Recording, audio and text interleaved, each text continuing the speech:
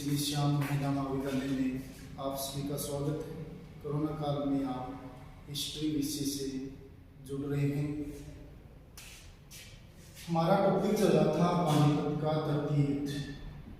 पानीपत का तृतीय युद्ध।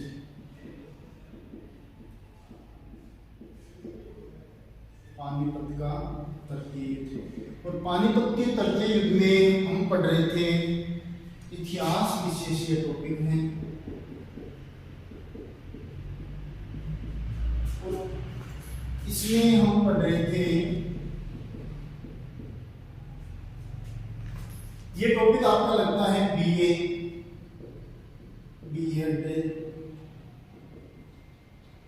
थर्ड ईयर और बीए थर्ड ईयर, और इसका पार्ट चल रहा था तीसरा। कौन सा पार्ट चल रहा था? तीसरा पार्ट चल रहा था। अब पानीपत के तीसरे युद्ध में हमने पढ़ लिया था कि पानीपत के युद्ध के कारण क्या थे और पानीपत के युद्ध के परिणाम क्या निकले। कि पानीपत के युद्ध के कारण क्या थे और पानीपत युद्ध के परिणाम क्या निकले। आज हम पढ़ेंगे पानीपत के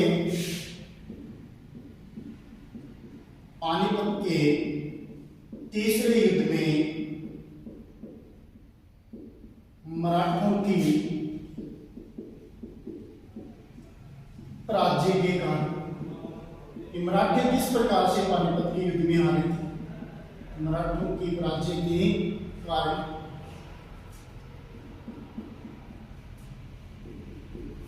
अब इसके कारण की हम बात करें तो इसके कारण में यदि हम बात करें तो सबसे पहले हमें वो ध्यान रखना है थोड़ा,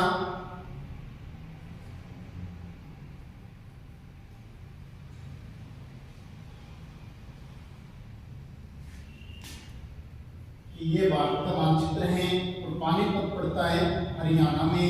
यहाँ पर क्या हुआ था? पानीपत का युद्ध हुआ था। और आपको जैसा पता ही है पानीपत का युद्ध किस किस की मध्य हुआ? अहमद शाह अब्दाली और मराठों के बीच में। अब मराठों की तरफ से कौन लड़ रहा था? सदाशिवराव भाऊ।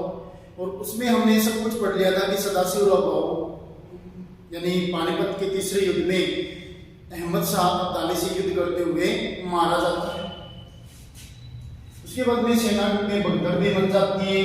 तो इस युद्ध में हार के क्या कारण रहे थे, इसे क्या कारण थे जिसमें मराठों की क्या हुई थी? हार हुई थी। तो मराठों की हार के कारणों में यदि बात करें तो सबसे पहला है इसमें प्रतिद्वंदी सेनानायक। प्रतिद्वंदी सेनानायक। अब प्रतिद्वंदी सेनानायक की हम बात करें तो मराठों की तरफ जो सेनानायक था वो था सदाशिवराव भाऊ। अब सदाशिवराव भाऊ अहमद शाह अब्दाली की तुलना में कह सकते हैं कि श्रेष्ठ सेनानायक नहीं था, क्योंकि सदाशिवराव भाऊ एक योद्धा भी था, एक साहसी योद्धा भी था, एक वीर भी था और इसके अलावा एक पराक्रमी भी कह सकते हैं। लेकिन जो अहमद शाह अब्दाली था वो क्या था? एक वीर, साहसी और पराक्रमी योद्धा के साथ साथ में कूटनीतिज्ञों का ज्ञाता और एक राजनीतिज्ञ भी था। तो इस कारण क्या है, प्रतिद्वंदी सेनानायक की हम भूमिका के बारे में बात करें तो अहमद शाह अब्दाली ज्यादा श्रेष्ठ साबित होता है। इसके अलावा कि पानीपत के तीसरे युद्ध में सदाशिवराव भाऊ की तरफ से जो योद्धा लड़ रहे थे वो भी क्या थे? उतने श्रेष्ठ नहीं थे जितने श्रेष्ठ अहमद शाह अब्दाली की सेना में योद्धा लड़ रहे थे, उतने श्रेष्ठ नहीं थे। तो ये क्या रहा था? एक प्रतिद्वंदी सेनानायक भी क्या रहा था? इसके मराठों की पराजय का एक कारण रहा था। दूसरे कारण की यदि बात करें तो प्रतिद्वंदी नायक। अब सेनानायक तो कमजोर था ही, उसके साथ में जो प्रतिद्वंदी जो नायक की बात करें कि राजा के नीचे जो राजा अलग अलग जैसे राजा थे उनके नीचे जो उनके मुख्य जो सेनानायक की हम बात करें, जो मुख्य जो सेनानायक होते हैं, जो अलग अलग जो टुकड़ियां होती हैं नायकों के माध्यम से अलग अलग विभाजित कर रखी थी, तो वो सेनानायक भी क्या नहीं थे? मराठों के जो सेनानायक थे, जो नायक थे वो क्या नहीं थे? श्रेष्ठ नहीं थे। किसकी तुलना में? अहमद शाह अब्दाली की तुलना, जो सेनानायक थे उनकी तुलना में। कि अब्दाली के पास यदि हम बात करें, एक तरफ है अब्दाली आ गया अहमद शाह अब्दाली, और एक तरफ कौन आ गया सदाशिव राव भाऊ। अब अहमद शाह अब्दाली की हम बात करें तो अहमद शाह अब्दाली के पक्ष में जो सेनानायक थे वो थे जहान खान। कौन थे? जहान खान। जहान खान के अलावा यदि हम बात करें तो साहेब पसंद खान और अताई खान। साहेब पसंद खान और 3 नंबर पे आ गया इसमें अताई खान। और 4 नंबर पे यदि हम बात करें तो चौथा सेनानायक था इसमें करीम खान और 5वां सेनानायक था नजीब खान। एक करीम खान था और एक सेनानायक कौन था? नजीब खान था। कौन था? नजीब खान। ये किसकी तरफ से लड़ रहे थे? अब्दाली की तरफ से लड़ रहे थे। और सदाशिव राव भाऊ की तरफ से यदि बात करें तो सदाशिव राव भाऊ की तरफ से जो सेनानायक थे वो इनकी टक्कर की नहीं थे। सेनानायक जरूर थे, नायक जरूर थे, लेकिन इनकी टक्कर में नहीं थे। ये श्रेष्ठ सेनानायक थे। और सदाशिव राव भाऊ के पक्ष में जो सेनानायक थे उसमें यदि हम बात करें तो मल्हार राव होलकर।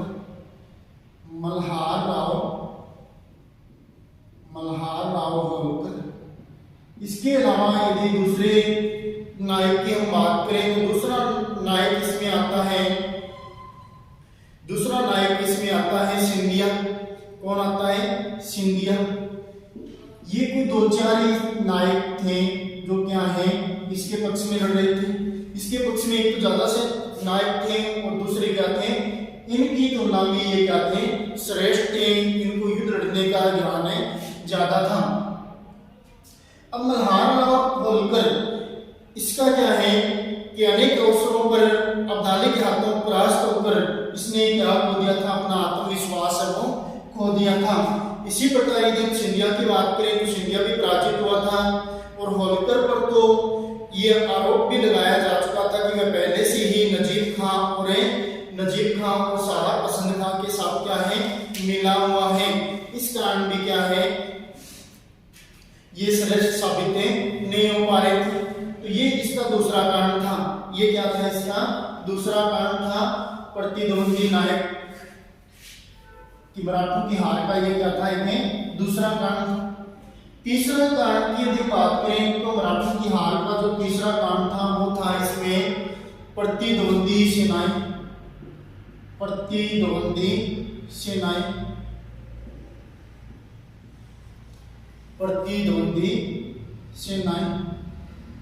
अब प्रतिद्वंदी का अर्थ आप जानते हो कि एक दूसरे के जो विरुद्ध लड़ रहे हैं।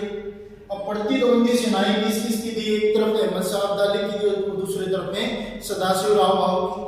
अब अहमद शाह अब्दाली की जो सेना थी वो सुव्यवस्थित सुसंगठित सेना थी। उसने अपनी सेना को, जैसे उसकी सेना लगभग 60,000 सैनिकों की संख्या बताई गई है, तो 10-10,000 के उसने क्या कर रखा था? अपनी सेना को विभाजित कर रखा था। अब सदाशिव राव भाऊ था, उसकी 45,000 सैनिकों की जो संख्या थी उसकी टुकड़ियों में उसने विभाजित नहीं कर रखा था। एक साथ में उसकी क्या थी? सेना थी और इसने टुकड़ियों में विभाजित कर रखा था। मौका देखकर उसने क्या किया? अपनी 2 टुकड़ियों को, या हम कह सकते हैं कि एक टुकड़ी को तो अलग उसने रखा और दूसरी टुकड़ी को भी युद्ध भूमि के अंदर उतरने का आदेश नहीं दिया। यानी 3-4 टुकड़ियां क्या 60,000 की जो संख्या थी और उसमें 4 टुकड़ियां उसने युद्ध मैदान में उतार दी। और ये 4 टुकड़ियां इनके साथ में लगातार युद्ध करती रही। जब मराठे थक गए, कौन थक गए? मराठे थक गए, तो उसने अपनी दोनों टुकड़ियों को भी आदेश दे दिया युद्ध मैदान में उतरने के लिए। और इसके बाद में इन दोनों के बीच में जब भयंकर युद्ध होता है तो उसमें जो बाजीराव का जो पुत्र था विश्वास राव को मारा जाता है। उसके बाद में आपको पता है सदाशिव राव भाऊ खुद मारे जाते हैं और पानीपत के तीसरे युद्ध में मराठों की क्या हो जाती है? हार हो जाती है। तो हम कह सकते हैं कि प्रतिद्वंदी जो सेनाएं थी उसमें जो सैनिक थे वो किसकी तुलना में कमजोर थे? यानी अहमद शाह अब्दाली की जो सेना थी उसकी तुलना में मराठों के जो सैनिक थे वो क्या थे? कमजोर थे। उनको युद्ध लड़ने का ज़्यादा ज्ञान नहीं था। इनको युद्ध लड़ने का क्या था, मसा 48 की सेना को युद्ध लड़ने का ज्ञान है वो ज़्यादा था। 4 नंबर पे यदि बात करें तो सैनिक शिविरों की स्थिति, सैनिक शिविरों की स्थिति, सैनिक शिविरों की स्थिति। अब सैनिक शिविरों की हम बात करें तो सैनिक शिविरों की स्थिति वो दिन प्रतिदिन खराब होती जा रही थी। किसके? सदाशिवराव भाऊ यानी मराठों की सैनिक जहां पर वो रुके हुए थे, यानी कह सकते हैं जहां पर वो रुके हुए थे वहां पर उनकी सेना की स्थिति है, उनके सैनिक शिविरों की स्थिति है वो दिन प्रतिदिन क्या होती जा रही थी, खराब होती जा रही थी। क्यों होती जा रही थी? क्योंकि मराठों ने जहां पर अपना सैनिक शिविर लगाया था, जहां पर अपना सैनिक शिविर लगाया था वहां पर उन्होंने क्या है अपने साथ साथ अपनी स्त्रियों को भी अपने साथ रखा, पशुओं को भी साथ रखा, और इसके अलावा जो भी की जो सामग्री है वो साथ रख रहे थे। और धीरे धीरे क्या हुआ, फिर युद्ध ज्यादा समय लग गया और ज्यादा समय के कारण उनकी सैनिक शिविरों की जो स्थिति है वो दिन प्रतिदिन क्या होती चली गई, खराब होती चली गई। तो हम कह सकते हैं कि पानीपत के मैदान में सदाशिवराव भाऊ का जो शिविर था वो एक तो क्या था, भीड़ भाड़ से भरा हुआ था, जिसमें मराठा अधिकारियों की पत्नियां, नौकरानियां, इसके अलावा दासियां भी वहां पर उसके साथ में थी। इसके अलावा यदि बात करें कि भारत से आने वाले असंख्य नर नारी भी उस सेना में क्या थे, उस सैनिक शिविरों में साथ में रह रहे थे। इसके अलावा यदि बात करें तो युद्ध में भाग लेने वाले मराठा सैनिकों की संख्या भी इसमें कम थी और वे अब्दाली के सैनिकों की संख्या में क्या थे, कम थे। तो सैनिक शिविरों की स्थिति भी क्या बनी थी, मराठों की पराजय की हार का कारण बनी थी, क्योंकि दिन प्रतिदिन उनकी स्थिति वो गिरती चली गई। उन्होंने युद्ध पर ज्यादा ध्यान न देकर अपने साथ उनके घर परिवार के जो सदस्य आए हुए थे उन पर ज्यादा ध्यान दिया, इस कारण उनकी स्थिति वो दिन प्रतिदिन गिरती गई। इसके बाद में ये हो गए इसके 3-4 कारण। और 5वें कारण की हम बात करें तो 5वां कारण आता है खाद्यान्न व्यवस्था, खाद्यान्न व्यवस्था। अब खाद्यान्न व्यवस्था की हम बात करें तो खाद्यान्न व्यवस्था में मराठों की हार का एक कारण बनी थी, क्योंकि युद्ध मैदान के अंदर मराठों ने अपनी स्त्रियों के साथ साथ में पशुओं को भी, जानवरों को भी अपने साथ लेकर आए थे, अपने बच्चों को भी साथ लेकर आए थे। तो जो अनाज वो साथ लेकर आए थे वो अनाज जल्दी ही क्या हो गया, समाप्त हो गया, और उसके कारण खाद्यान्न का संकट उनके बीच में आ गया। तो मराठी सेनानायक खाद्यान्न के संकट से जूझ रहे थे और उस परिस्थिति से निकलने के लिए उन्होंने क्या किया, युद्ध करना उचित समझा। तो उस कारण भी क्या है, मराठों की हार हुई थी। इस कारण भी क्या हुई थी, मराठों की हार हुई थी कि अचानक उन्होंने फिर क्या किया, युद्ध किया था। और एक सर यदुनाथ सरकार के अनुसार यदि हम बात करें, उन्होंने खाद्यान्न व्यवस्था के बारे में 2 लाइनें कही हैं। वो कौन सी लाइनें हैं? उन्होंने कहा है कि पानीपत के मैदान पर जिस मराठा सेना ने अफगानों का सामना किया था वह अधमरे देशी तटवों पर भूख से पीड़ित कमर झुकाए सैनिकों का क्या था, एक झुंड था। यानी उनके सैनिक कमजोर पड़ चुके थे, खाद्यान्न उनको सही मात्रा में भोजन की आपूर्ति नहीं हो पाती थी। इसके बाद में छठे कारण की हम बात करें तो तोपखाना। छठा कारण क्या था इसका, तोपखाना। मराठों की पराजय का जो छठा कारण था वो तोपखाना बना था। और तोपखाना कैसे बना था कि मराठों के पास में जो तोपखाने थे वो क्या थे, मराठों के पास में जो तोपखाने थे कह सकते हैं वो तोपखाने भारी तोपखाने थे। क्या थे, भारी तोपखाने थे। लेकिन जो मुगलों, जो अहमद शाह अब्दाली के पास में जो तोपखाने थे वो हल्के तोपखाने थे, और उन्होंने अपने उन हल्के तोपखानों को 50 ऊंटों पर लदवा दिया था। इन्हीं 50 ऊंटों को उनको लदवा दिया और उसके माध्यम से हल्की तोपों के माध्यम से वो जहां पर भी गोला गिराना चाहते थे मराठों की सेना पर, वहां पर आसानी से वो गोला गिरा देते। और जो मराठों के जो तोपखाने थे, जो भारी तोपखाने थे, वो उन भारी तोपखानों के माध्यम से सही स्थान पर क्या नहीं गिरा पाते थे, दुश्मनों पर आक्रमण या गोला नहीं गिरा पाते थे, जिसके कारण उनकी स्थिति और ज्यादा खराब होगी, क्योंकि उनके जो गोले थे, जो आक्रमण करते थे, वो अहमद शाह अब्दाली की सेना पर नहीं गिरकर उसके ऊपर से गिरकर और उसके आगे 1 मील दूर पर जाकर गिरते थे। इसके कारण भी क्या है, तोपखाना भी मराठों की पराजय का एक कारण बना था। इसके अलावा 7 नंबर पे दिन बात करें तो गंभीर कुछ भूलें भी हुई थी। गंभीर जो भूलें थी वो कौन कौन सी थी कि मराठों के द्वारा कुछ भूलें भी हुई थी। गंभीर भूल कौन सी थी कि दिल्ली की सुरक्षा के लिए मराठों ने किसी भी योग्य सेनानायक को नियुक्त नहीं किया, कि जब वो पानीपत के युद्ध में इस युद्ध को लड़ने के लिए अहमद शाह अब्दाली के विरुद्ध आ रहे थे, तो उन्होंने दिल्ली के अंदर कोई भी सेनानायक नियुक्त नहीं किया। तो पीछे से फिर अहमद शाह अब्दाली ने दिल्ली पर अधिकार कर लिया। इसके अलावा यदि हम बात करें तो यमुना नदी के पुल की सुरक्षा के लिए भी उन्होंने किसी भी प्रकार की कोई व्यवस्था नहीं की। उसके कारण भी क्या है, अहमद शाह अब्दाली की सेना है वो दिल्ली के अंदर प्रवेश कर गई। और तीसरा जो पानीपत के तटीय युद्ध का जो अंतिम कारण माना जाता है वो सदाशिवराव भाऊ का संयम खोना। अब संयम उसने कब खोया कि जब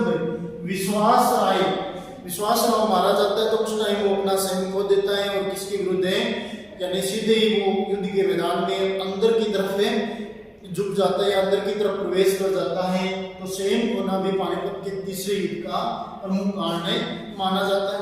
तो इसमें हमने ये पढ़ लिए पानीपत के तटीय युद्ध के कारण पढ़ लिए, परिणाम पढ़ लिए, उसके बाद में कि पानीपत के तीसरे युद्ध में मराठों की पराजय के क्या कारण थे।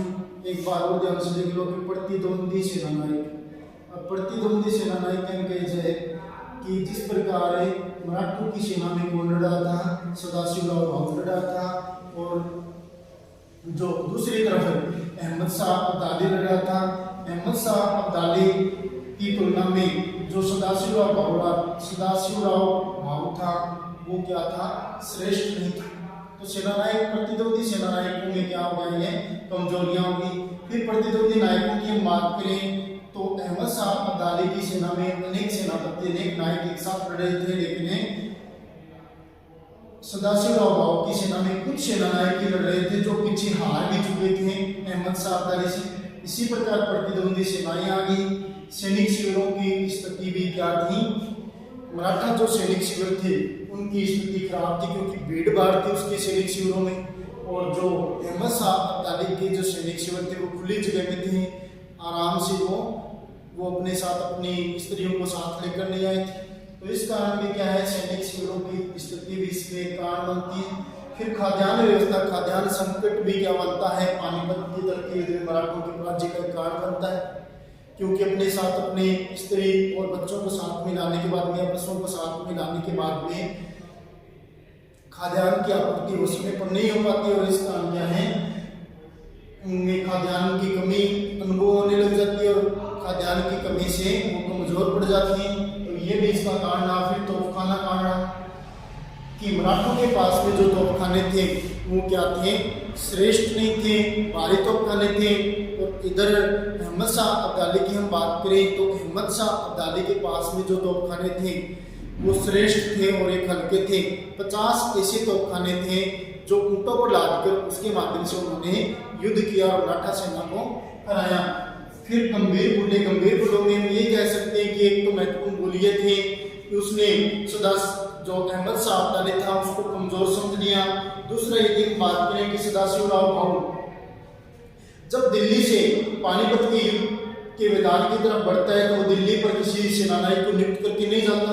तीसरा यदि हम बात करें तो तीसरा कारण इसमें जैसे कि वो खुद का संयम खो देता है। इस प्रकार से ये क्या है, पानीपत का तटीय युद्ध कंप्लीट होता है। यह आपका पार्ट 3 हो गया, पानीपत के तटीय युद्ध की ये 3 पार्ट है। इसके साथ ही आज मैं अपने शब्दों को यहीं पे विराम देता हूँ। जय हिंद, जय भारत। आप कोशिश जरूर करोगे अच्छी तरह समझने का। जो क्लास में जो हाव भाव होते हैं, जो पढ़ाने का तरीका होता है, वो बच्चों के बिना टीचर को भी सही तरीके से कह सकते हैं कि उस चीज़ को सही तरीके से प्रदर्शित नहीं कर पाता टीचर भी। फिर भी बहुत ज़्यादा कोशिश की है, आप अच्छे से समझोगे और तैयारी करोगे।